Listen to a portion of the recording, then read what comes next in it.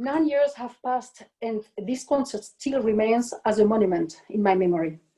I remember the choir was excellent, warm and expressive. There are many beautiful recordings of this piece with Baroque specialists, but with Abbado, it is so irresistibly beautiful. The message is so strong and the content so deep that there is no place in our mind to think about aesthetical rules. It was a pure, authentic offering.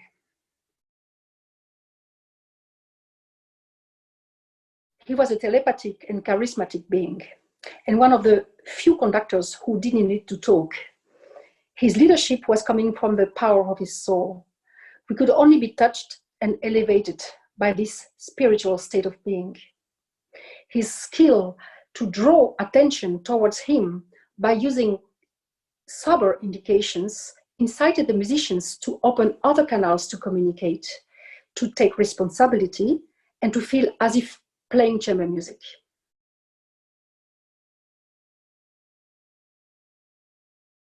When I worked with Abbado for the first time, I was a teenager, so it's a long story. I will never forget his generosity in helping me purchasing my old Italian cello in my 20s. He also showed special affection to my children and was often saying proudly that he was the cause of all of these marvelous results, being the founder of the European Community Youth Orchestra, where I had met my husband, Friedrich Jackson.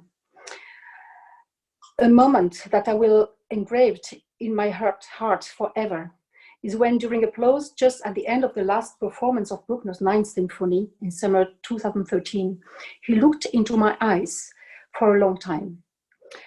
So much was said during that moment. It was actually as time didn't exist anymore. I knew it was a farewell. It was his last concert and the last time I saw him. Each year, coming back to Lucerne, it strikes me that just by hearing the first notes at the first rehearsal, the orchestra sounds as if it had played the whole year long. That shows that this orchestra has such a strong sound identity. We shared so many beautiful musical moments in the past that Lucerne Festival Orchestra has become a big family where we can expect excellency, great music making, marvelous friends, and beautiful surrounding.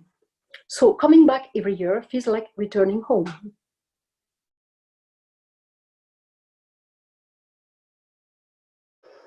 Yes, it is the nobility of the sound and expression that he established from the beginning.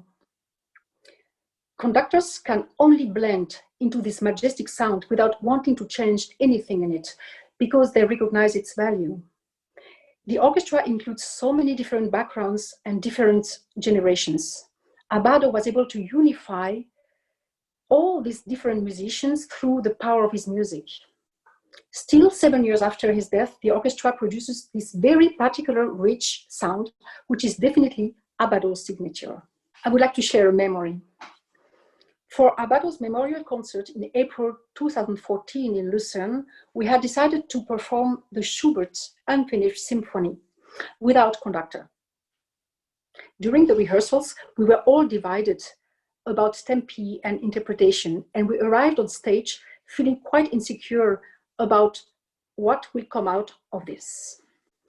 It is difficult to describe with words, but from the very first note to the last, we all unanimously felt a very powerful presence leading us through the whole symphony. So strong that if Abbado would have been there physically, it would have made no difference. The performance unfolded in an absolute magical way. We were all in shock. For me, it was his last gift, and it gave a great impulse to the orchestra, not only to continue the tradition, but above all, to keep alive his spirit.